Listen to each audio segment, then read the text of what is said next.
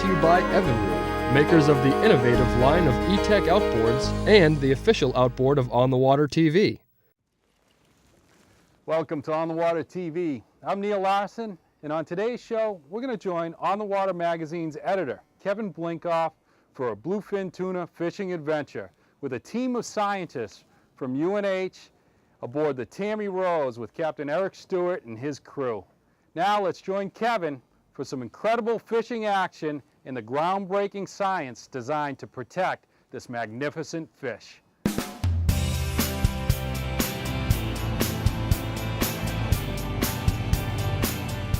We steamed out 30 miles east of Nantucket to fish the area around the wreck of the Regal Sword. Captain Eric brought the boat off plane and the crew readied the trolling rigs as we approached a pod of whales breaching and feeding in the area.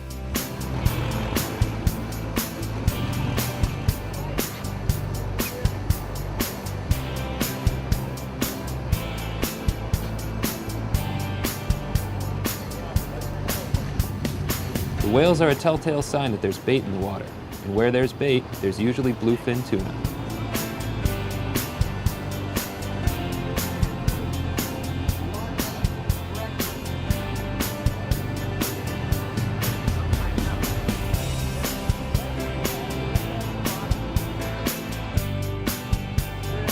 Dr. Molly Lutcavage and her crew from the University of New Hampshire worked to ready the tools of their trade. Our goal was to catch, tag, and release as many bluefin tuna as possible, and it wasn't long before the first fish of the day was on.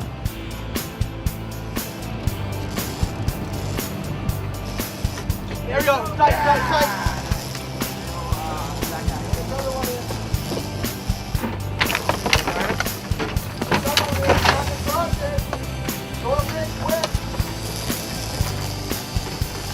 It's a kiver.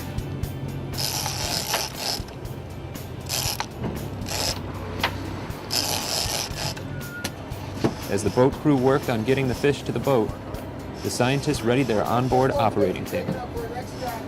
Captain Eric Stewart typically trolls a 7-line spread using a combination of spreader bars, birds with daisy chains, bait simulators, or swimming plugs. Every trip is different, but today's action seemed to favor the spreader bars.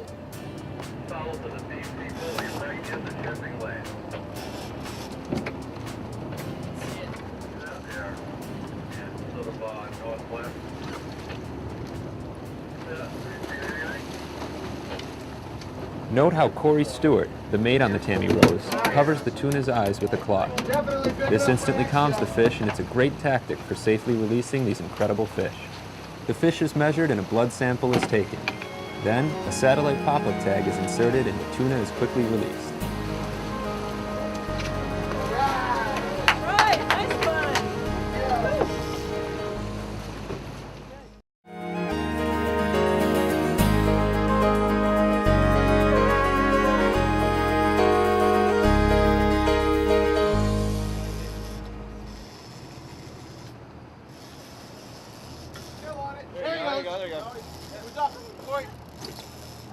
Come real short corner, man. Real short corner. Right.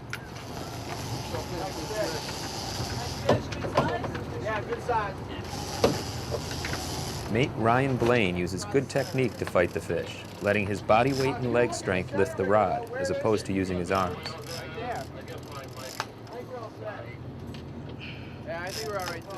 These fish are incredibly strong and can force the angler to move around the cockpit in order to stay square to the fish during the fight. Okay, when we get the fish on board, we're going to check and make sure it's in really good shape. We take a measurement to see if it's big enough for us to use a pop-up tag on it. And then if we decide everything's in good shape, we'll then quickly get it in position, and one of us will measure it, and then I line up the shot to insert the dart for the pop-up tag, and then make sure everything's good, and then put the fish back in the water. It's that simple.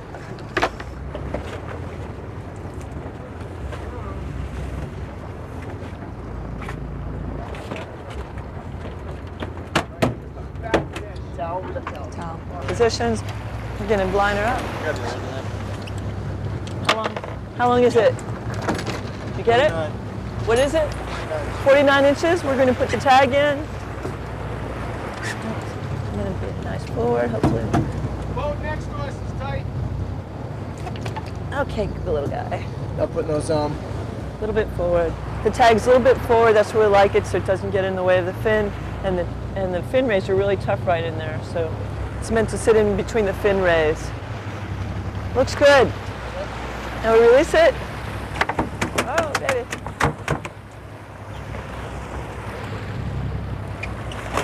Nice one! Woohoo! Nice one, nice one. Today was a special day. There were birds, bait, and bluefin tuna everywhere. The Tammy Rose was quickly on again. Run. Good.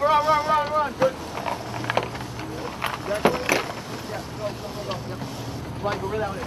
Corey was on the stick this time, while Dr. Molly and her crew readied the equipment for another quick and efficient tagging session.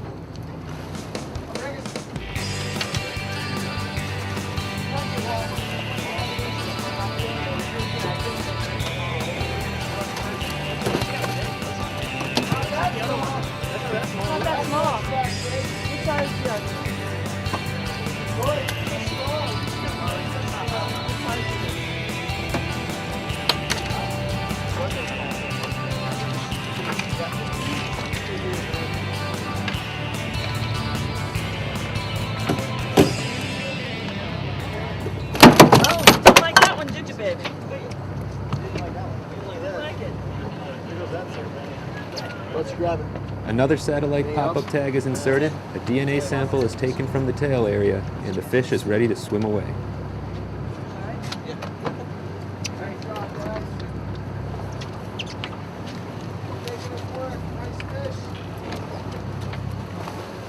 Nice one!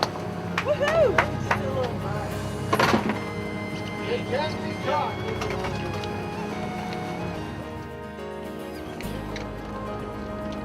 Tag. He's got tagging us. No way. Yeah, he's got tagging us. Give me the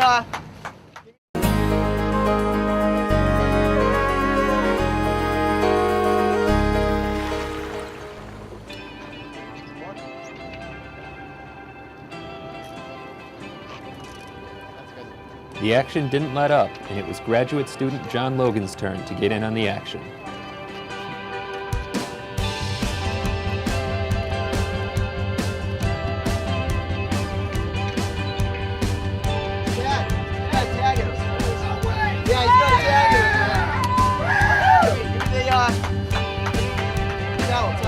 Lo and behold, this fish had already been tagged in a previous year. It was the first time the crew from the Tammy Rose had ever recaptured a tagged bluefin, and what a better day to do it than today.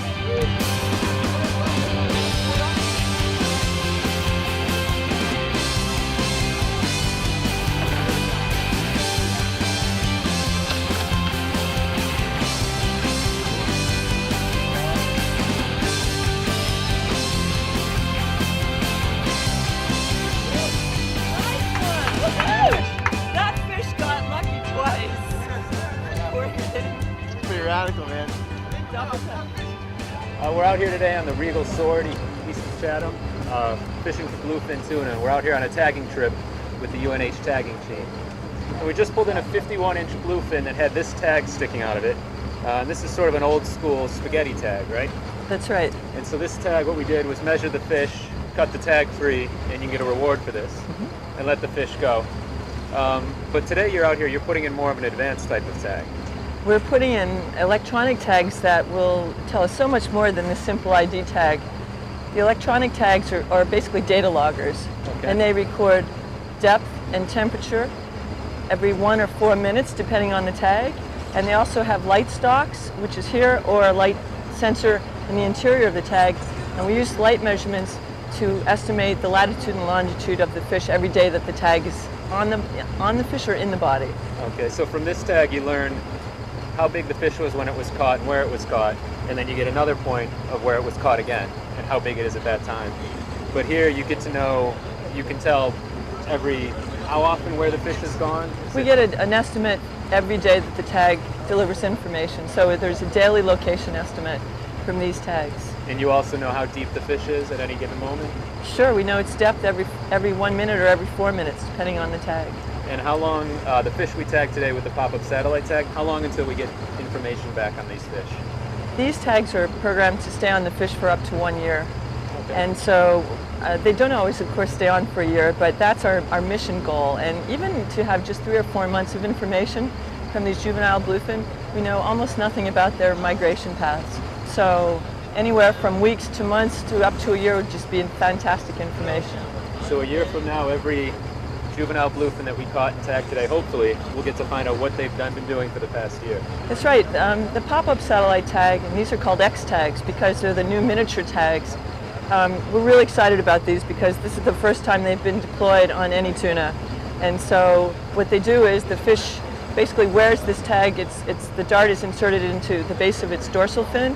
So it's recording the information, and at the release date, the program release date, the tag, basically the computer on board sends a charge to the nose cone, and it corrodes in the presence of seawater. And so the data logger then pops up to the surface with the syntactic foam float. There's a radio transmitter in the body of the tag, and it starts transmitting the data to an orbiting satellite. There's a receiver on the orbiting satellite, and it takes about 2 to 3 weeks to obtain all of the data stored on the tag, and that information is relayed to me as an email message every day. So stay tuned, and in about a year from now, we'll find out what these fish that we caught today have been doing. We hope so. It wasn't long before the next volunteer hit, and another challenging battle ensued. Told you. See in the center right there? I'm not sure what happened with this fish. I came across the surface, came across the center right here. This tagging procedure would be a little different, as Dr. Molly explains. Right there. We're getting set up for implanting the data storage tags inside the belly cavity of the fish. So it's just a little surgical kit that we use to make an incision, put the tag in the body, and then we use 2 sutures to close the wound and flip the fish over, put a spaghetti tag in it, an ID tag, and then the same thing, let the fish over the side. And here he comes. It's going to be interesting.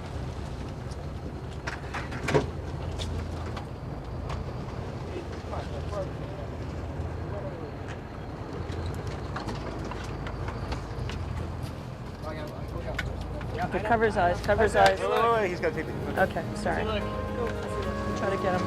The mates ready the rigs again while Molly performs a quick surgery. Okay, let me get in here. I gotta get over there. When we come back, you'll get to see tuna surgery up close and personal.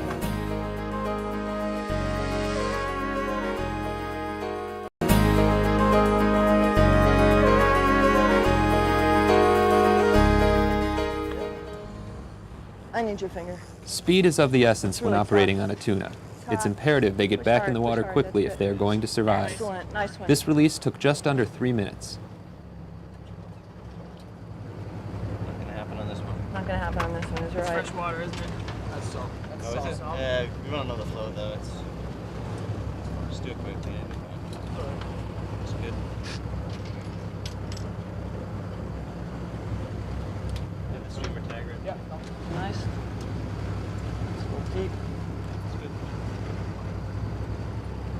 Hang on there, buddy. Hang on. See, pull it straight over, like even tension. And 2, that was the locking stitch. Put across. This stuff is really big suture. I'm going to put another one because it's so big. And then we're going to cut and go. Okay. Wait. Okay. Cut him along. Vet bond. That's good. Perfect. Beautiful. Roll him over. Gently, gently. Tail, Right by the tail. You want to grab the fish? You don't want to grab the stretcher? Grab the fish. Give me. After a couple of sutures, a spaghetti tag is placed in the back of the fish to alert fishermen to the data logging Get it in implant. there. Just dart it. This fish Good. was then good All to right. go. Ready. That looks good. Who's doing it? All right. Cover his eye there. Cover his eye. Cover his eye. Right?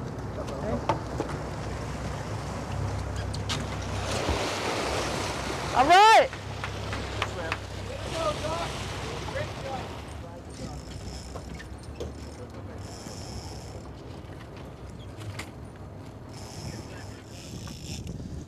A lot of people, when they fight fish stand-up, a lot of people make a mistake. They put their left hand on the rod like a death grip. Keep it on the reel. If you keep it on the rod, you have the tendency to want to pull up with your arms. It's all in your legs. It's the whole point of these two clips. Oh, that will hold the rod for you. You just use it all in your legs, like pretend you're sitting down. And you only reel when you come up.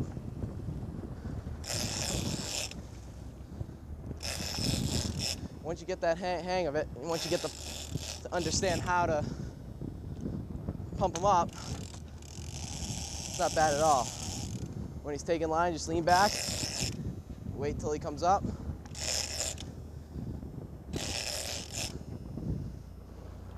The whole point is you can completely let go and still have plenty of pressure on the fish. And when he's close to the boat like this, all you're going to gain is a crank or two.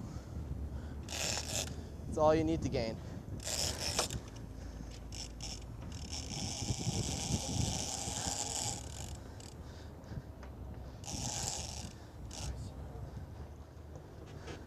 But we'll just have to wait and see.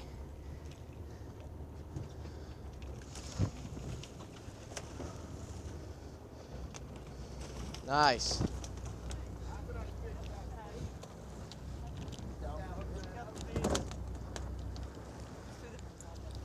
Corey's fish was measured and determined large enough for another pop-up tag.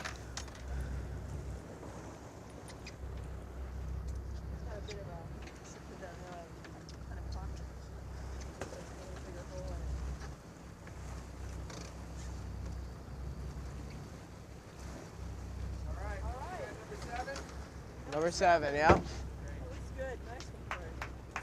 Great job, guys. Great job. I'll try this again. Later in the day, I finally got in on the action. All right. See if I learn from watching Corey. Oh.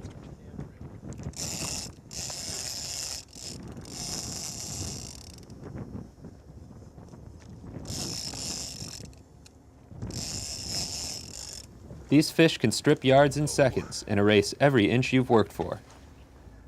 That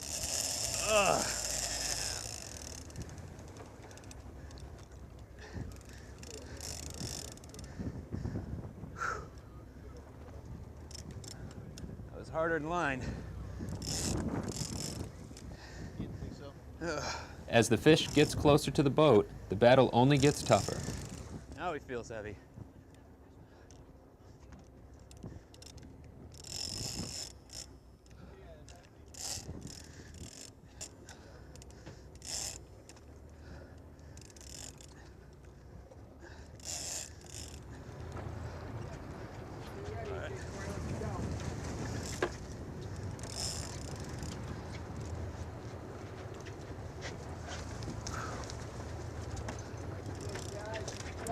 Thank you. Wasn't pretty, but I appreciate the help. All right. 49. 49. Nice, nice size fish. Cover his eyes. We don't want him to get too excited. You don't want him to flip out. No, do it. Cover it up. There, nicely. You ready? Get ready. Hold the fish. This fish measured 49 Nice inches, one. large enough Take for the the pop-up band tag and a quick release. Take that. What a day. How's the look? All right.